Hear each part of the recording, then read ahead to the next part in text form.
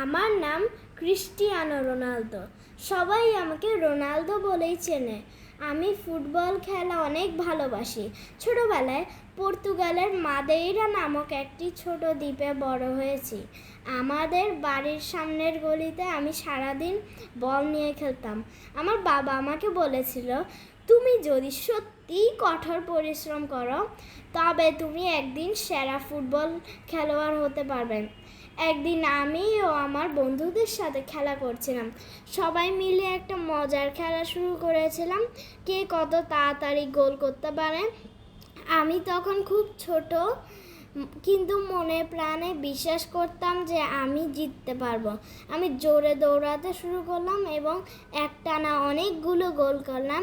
সেই দিন সবাই আমাকে দেখে বলেছিল, তুমি তো একদিন বড় ফুটবল খেলোয়াড় হবে। কঠোর পরিশ্রমের মাধ্যমে আমি ফুটবল খেলা শিখেছি।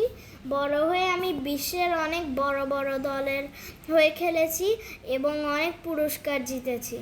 তুমি যদি নিজের কোনো স্বপ্ন পূরণ করতে চাও তবে একদম থেমে যেও না। খেলতে খেলতে শিখবে আর নিজেকে আরও ভালো করো। মনে রেখো, স্বপ্ন পূরণ করতে হলে কঠোর পরিশ্রম করতে হয়। এভাবেই আমি রোনালদো হয়েছি, সবার প্রিয় ফুটবল তারকা।